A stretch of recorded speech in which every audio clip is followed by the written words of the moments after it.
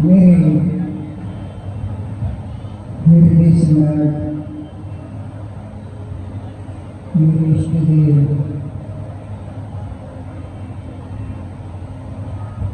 मंचासी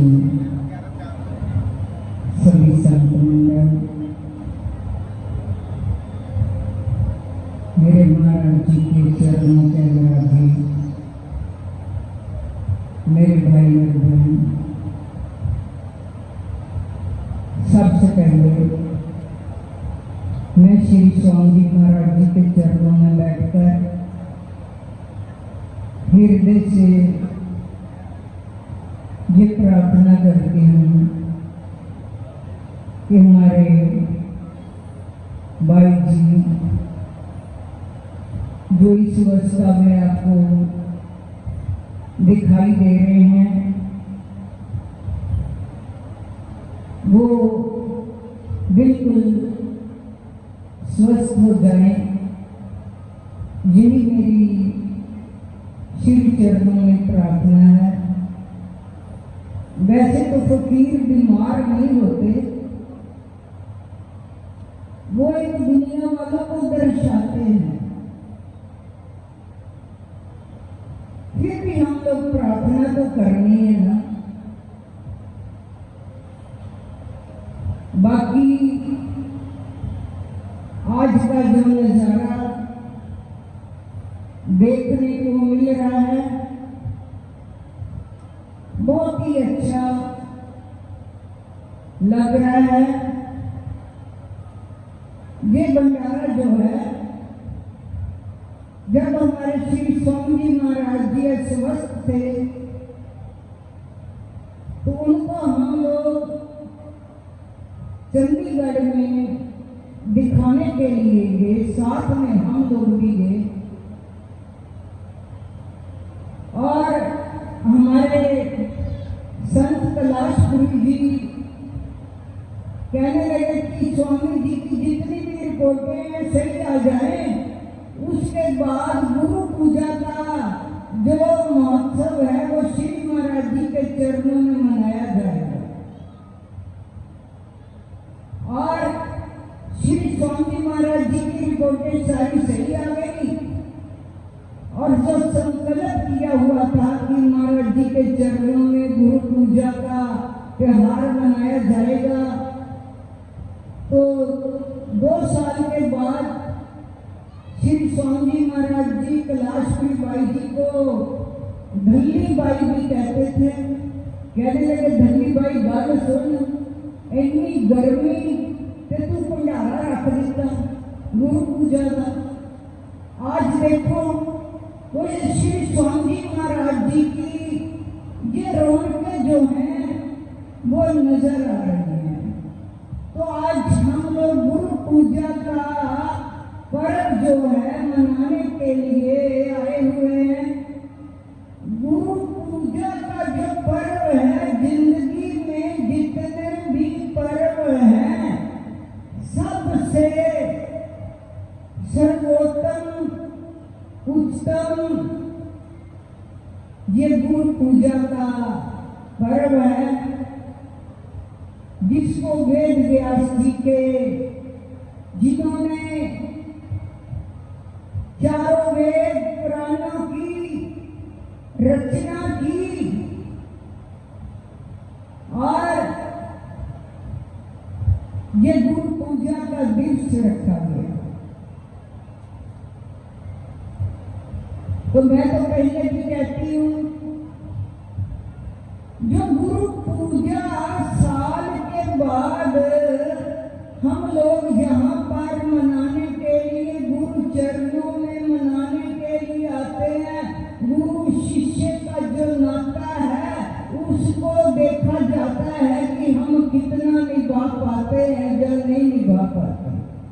शब्दों में कहना बहुत आसान है कि हम तो फलां गुरु के शिष्य हैं, ये तो शब्दावली हो गई ना, लेकिन ये हमारा एक सालाना, हमारी जिंदगी का एक पेपर होता है।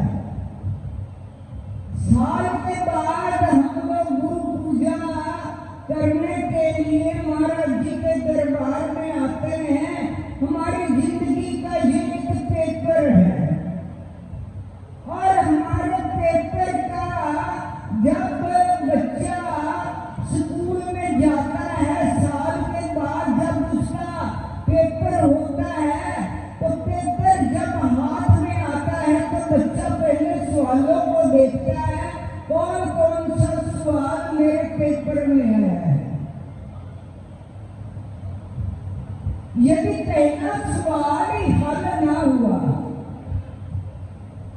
दूसरे सवाल कई नंबर लेने की वजह से छोटे छोटे सवाल जो होते हैं उनका जवाब जल्दी जल्दी लिखना शुरू कर देते हैं।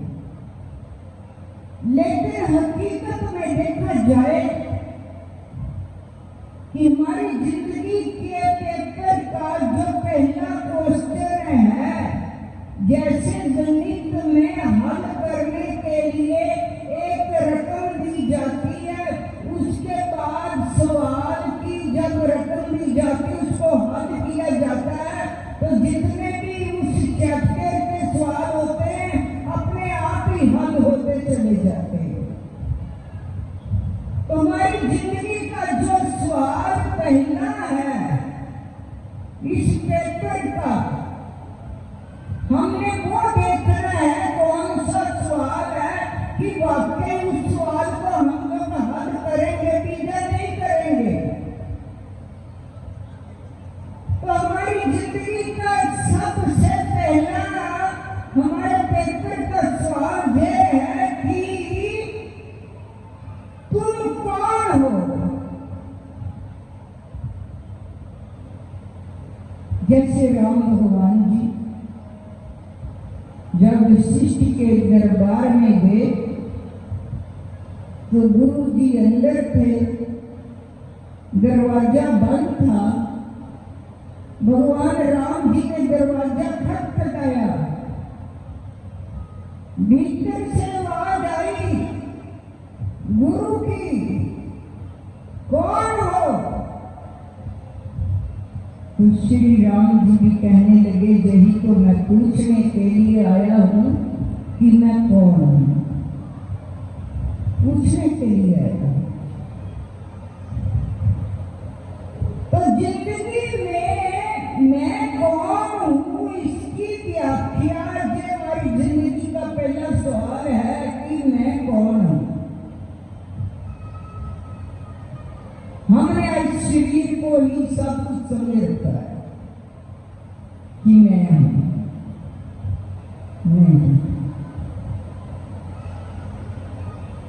तुम कुछ और हो। उस सवाल को हल करना है। शरीर नहीं हो, आत्मा हो। इसके बारे में बताता कौन है।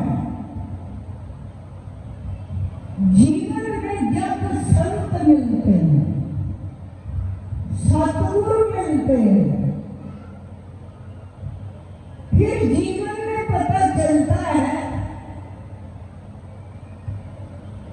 कि तेरे को क्या करना चाहिए। सतगुरु ही जीवन को बदलता है, वो भी शख्स, कोई दूसरा नहीं बदलता। गुरु ही ज्ञान देता है, वो ज्ञानता को करता नहीं है, ज्ञान देता है। अज्ञानता अपने आप मिट जाती है, लेकिन ज्ञान थोड़ा सा लुप्त हुआ नहीं, अज्ञानता उसी वक्त प्रकट हो जाती है। क्योंकि हम लोग तीन गुणों में विचरण करते हैं, रजोगुण, तमोगुण, सतोगुण। इन तीन गुणों में ही रहते हैं। ये तो अपने अपने स्वभाव का ही पता चल जाता है कि इस वक्त मेरे भीतर कौन सा गुण कार्य कर रहा है। सतोगुण कर रहा है, रजोगुण कर रहा है, तमोगुण कर रहा है।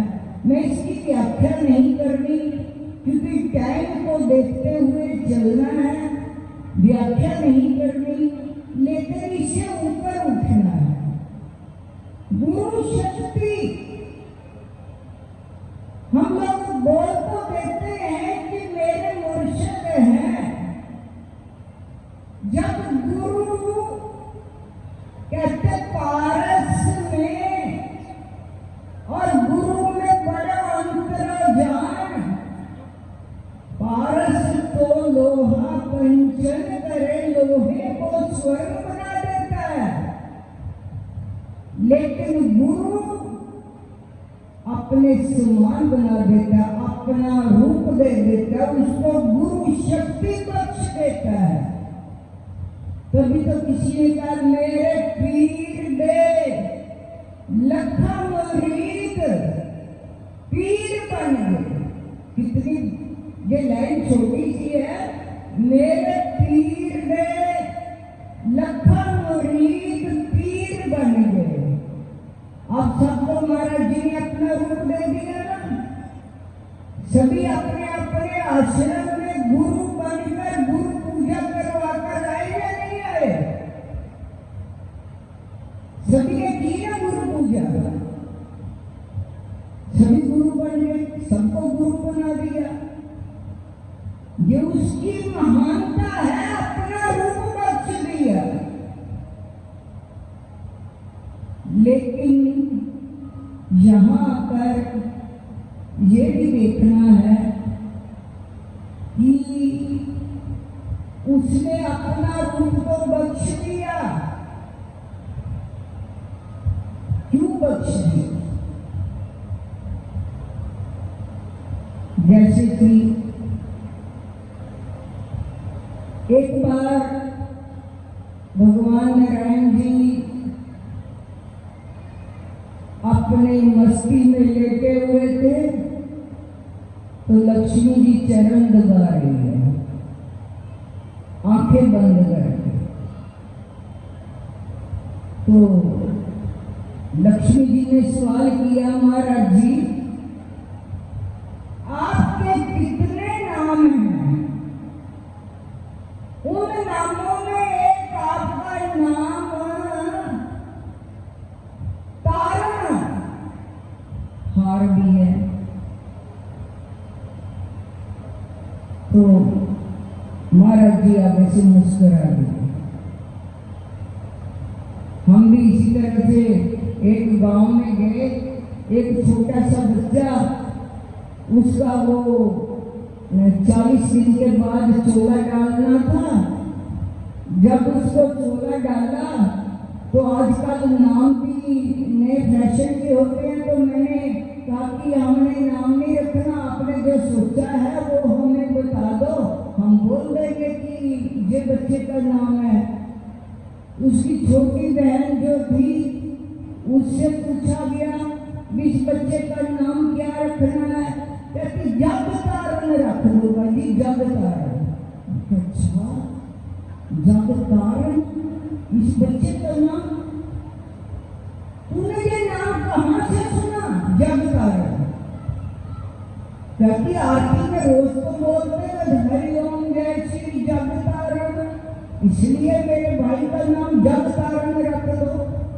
मैंने कहा भी कमाल की बात है, बहुत बड़ी जिम्मेदारी तो अपने भाई को दे रही है जग तारण की।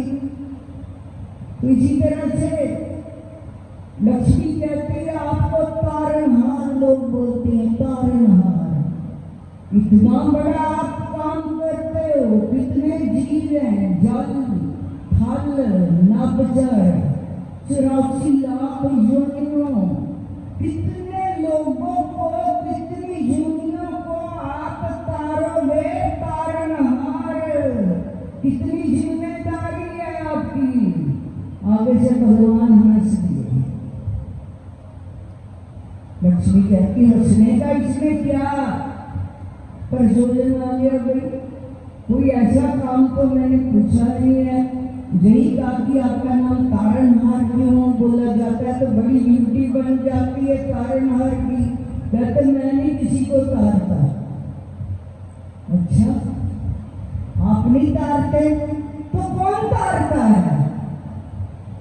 कहते मेरी बात ध्यान से सुनना, मैं क्या करता हूं, जो महान आत्मा होती है उनके जीवन में किसी महात्मा को भेज देता हूं। जो महान आत्मा होती है उसके जीवन में किसी संत को भेज देता हूं। जितने भी जीव हैं सबके मुकद्दर को देखते हुए मैं उसके लिए संत को पैदा कर देता हूं, उसके आगे पेश कर देता हूं। ये उसका भाग्य कोई होता है जिसको जीवन में संत मिल जाते हैं, तो फिर तो ये तो संतों की ड्यूटी बन गई ना तारनहार की, मेरी ड्यूटी नहीं है। संत तारते हैं, मैं नहीं तारता। कमाल की बात है, कहते हैं कि संत तारते वो मेरे को बता देते हैं, लेकिन मैं संत का कहा टाल नहीं सकता। कितनी जिम्मेदारी भगवान ने संतों को दे दी तारने के लिए। इसलिए जिसने भी अपने बच्चों को, शिष्यों को तारना है, जिसके जीवन में भी संत है, उसके भी गुरु है। गुरु भी तारता है जिंदगी में। ताड़ने का मतलब है तारना। जो ताड़ना सह जाता है गुरुदेव का, वो ही आगे से किसी दूसरे को तार सकता है, नहीं तो नहीं तार सकता। ये बातें कहने में बहुत ही आसान लगती है, लेकिन गुरु शिष्य के नाते को ये दर्शाया जाता है। आज के दिन हम कितना आगे बढ़ गए, कितना पीछे रह गए, या कितना बीच में आ गए। आपकी श्रद्धा विश्वास अटूट है ना, उसमें कोई कमी पेशी तो नहीं है। अगर कमी पेशी है तो समझ लीजिए अभी हम गुरु घर के जाने तो जा तो रहे हैं, लेकिन उनका प्यार पाने के काबिल नहीं हुए। तो मेरी आप सबसे प्रार्थना है, जो हमारी पूजा है वो दम दम पर एक बार सांस लेते हैं, एक बार छोड़ते हैं। जो शिव महाराज जी का दिया हुआ गुरु मंत्र है वो ही सुबह शाम जपते रहो। ये साल के बाद गुरु पूजा नहीं, हर रोज सुबह शाम दम दम में आप लोग गुरु पूजा कर सकते हो।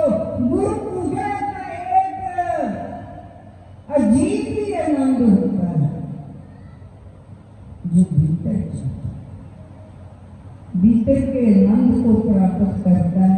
कहते सुख आता है, चला जाता है, क्योंकि सुख के बाद दुख, दुख के बाद सुख, लेकिन जो भीतर का जो आनंद आता है एक बार आ जाए वो कभी जाने का नाम नहीं लेता, वो जाता नहीं है।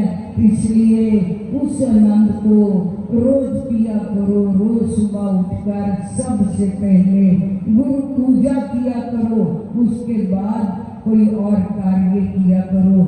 मेरी आपसे यही प्रार्थना है। बोल साचे दरबार की।